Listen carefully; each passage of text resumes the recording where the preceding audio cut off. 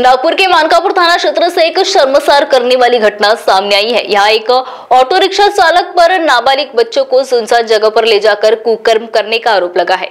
Police ने आरोपी को गिरफ्तार कर लिया है और उसके खिलाफ पॉक्सो एक्ट सहित अन्य गंभीर धाराओं में मामला दर्ज किया है। मानकापुर क्षेत्र में रहने वाले 3 नाबालिग बच्चों के माता पिता ने शिकायत दर्ज कराई कि उनके बच्चे ऑटो रिक्शा से लौट रहे थे। इसी दौरान चालक ने उन्हें यह कहकर अपने ऑटो में बिठाया कि वह उन्हें सुरक्षित वापस छोड़ देगा, लेकिन भरोसे का गलत फायदा उठाते हुए वह बच्चों को सुनसान इलाके में ले गया और उनके साथ कुकर्म किया। जैसे ही बच्चों ने परिजनों को पूरी घटना बताई, माता पिता तुरंत थाने पहुंचे और शिकायत दर्ज कराई। शिकायत के बाद मानकापुर पुलिस ने तेजी से कार्रवाई करते हुए आरोपी चालक को गिरफ्तार कर लिया। हरीश कालसेकर ने कहा कि आरोपी को हिरासत में लिया गया है। पॉक्सो एक्ट के तहत मामला दर्ज कर आगे की जांच जारी है। इस घटना ने पूरे इलाके में आक्रोश का माहौल पैदा कर दिया है। लोग मांग कर रहे हैं कि आरोपी को सख्त से सख्त सजा दी जाए ताकि भविष्य में ऐसी कोई भी घिनौनी हरकत करने की हिम्मत न कर सके। फिलहाल पुलिस मामले की विस्तृत जांच कर रही है। आमच्याकडे संध्याकाळच्या वेळी तक्रारदार आले होते आणि त्यांनी सांगितलं की 3 लहान मुलं आहेत त्यांच्या आजूबाजूला राहणारी, वय वर्ष 8 ते 10 वर्ष वय आहे। या लहान मुलांना एका रिक्षावाल्याने बसून घेऊन गेलेला आहे आणि त्याने त्यांच्यासोबत काही लैंगिक चाळे त्या लहान मुलांसोबत केलेले आहेत। ते लोक मुलांना घेऊन पोलीस स्टेशनला आले होते। पोलीस स्टेशनला आल्यानंतर त्या मुलांसोबत आमच्या महिला पोलिसांनी इंटरॅक्शन केलं, चर्चा केली आणि त्यांच्या पालकांकडून आणि त्यांच्याकडून माहिती घेतली।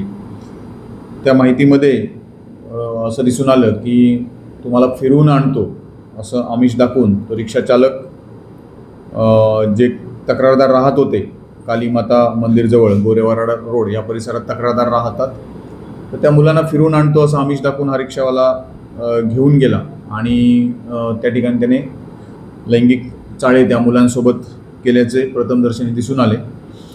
याच्यामध्ये सुरुवातीला आम्हाला एका अयान नावाचा रिक्षावाला आहे असं सांगण्यात आलं, परंतु त्याला ताब्यात घेतला असता तो मुलांकडून खात्री केली असता तो त्याच्यामध्ये दिसून आला नाही।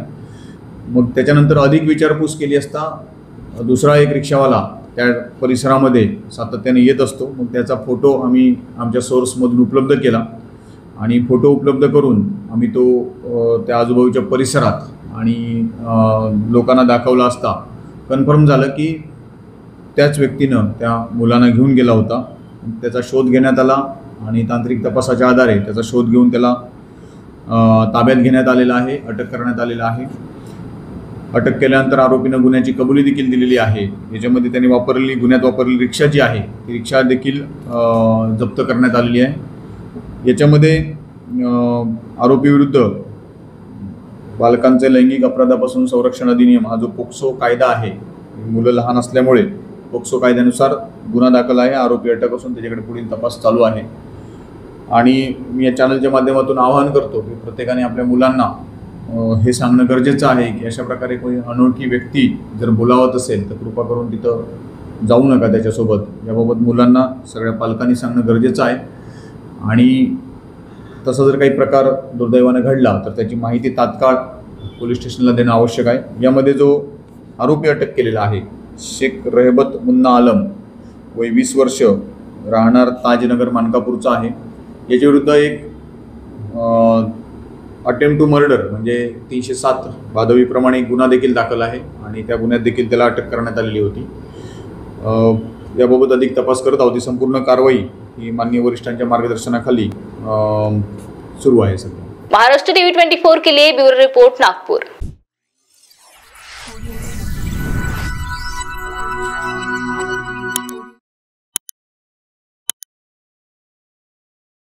इस खबर के प्रायोजक है शिवशंकर आयुर्वेदिक एजेंसी नागपुर का भव्य शोरूम। अनुभवी डॉक्टर से सज्ज सभी प्रकार की आयुर्वेदिक दवाइयां मिलने का एकमात्र स्थान।